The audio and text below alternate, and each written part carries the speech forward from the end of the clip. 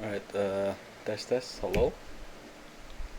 My name is Cesar Hobari Koreawan. You can see me from the camera right here. Um, I will discuss the additional assignment homework reviewing of the case study. So first of all, why you need to learn Linux and use it. So I don't have anything else here, but so the first thing that the reason why is that Linux is a more it's an open source, and there's no bloatware on the program, and it's a really good program, especially for commanding and customizing things.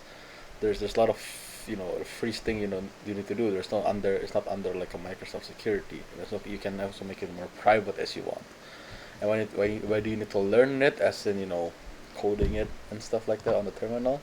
Well, it's because as a computer engineer, you need to know and understand customizability of the anything, and that starts with an operating system because that's what you use, and it's a good thing you can or even you can make your own. You can make your own Linux like thing in the kernel. It's a good thing you need to know what you can do with the Linux because uh, it's just the basic. It's the operating system is what your the software is you're using to do any other type of jobs, and Linux is just part of it. It's just anything about computer science has something to do with the Linux and Unix and stuff like that. So that's my take on the answer why you need to learn Linux. So next, analyze why the lab session uses the terminal even though the same task can be performed using the GUI, aka opening a folder. This is not it's different things, but it's Windows, but it's the same thing. So yeah, everything is used on the terminal here other than this, I guess, but this is different. We should just prove. Um, the reason why is because, well, the point is, as a computer engineer, we need to know how to customize Linux, not just not to use Linux. Use Linux, anyone can do that. And then because what they said from the ASLab set, and what we're gonna do later in the OS, which is customize the Linux itself. I think we need to know the basics on how to the code in the terminal and stuff like that on Linux. So that's just my take. And yeah, same task can be performed like just copying or making a folder. You can just open a folder and just right click and stuff, right? But yeah, you need to understand how this Linux terminal and stuff like that works, and the best way to do that is just by doing this kind of small tasks. And next is explain the commands you use for question 2 and 3. Simply show them by using the CS answer sheet. So 2 and 3 is this, and then I guess 4 too, that counts. So first two, it's really simple. The first is CD. So CD is what is it, computer directory or something like that. But then we change our directory to the module 1, which is the one that they asked us to make. And then next, use touch and then the name of any file .c, which is touch is creating a file, and then you can do .txt, you can .java and stuff, but .c because we're using C. So touch name .c, touch is creating a file, just name. And then I do a bit of ls here because to check, because I did some mistake on the naming part. But yeah. And then next, I also do nano the name file.c because nano is called opening the file.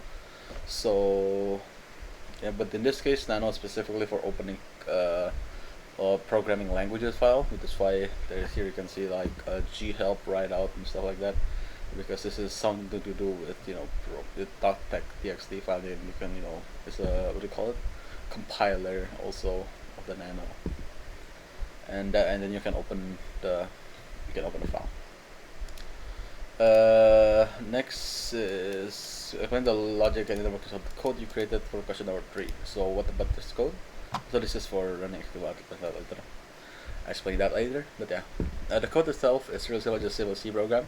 So it's the classic includes stdio.h in the main, and I tried to make it look nice. It's look bad, but I tried.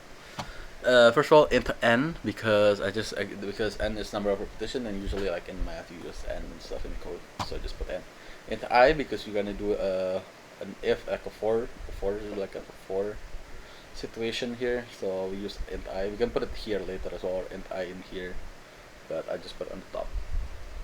First we create a character string, or characters in string of the text, which is this text.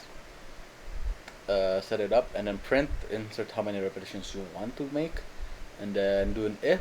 This is for if you're not putting it correctly. If you do something like below zero, put 0 uses invalid input, or if it's not a number, it's valid, not an integer, it's invalid input, something like that. Then return 1, and then we create a new one, which is for, and then for I of the type 0 is I less negative than n, I plus plus. Create a for loop to repeat, every time you ask this how many the n is, you create a loop to execute the char string, and then you execute it just by printf press s and string. And then this is the output. This is just simple. I think this is basically the same as the terminal in Windows, which is GCC -o, and then I guess executable is a bit different, but the executable of the name is just this. And then that's basically it. This is just moving files. That's it. Well, that's it for the video. Thank you.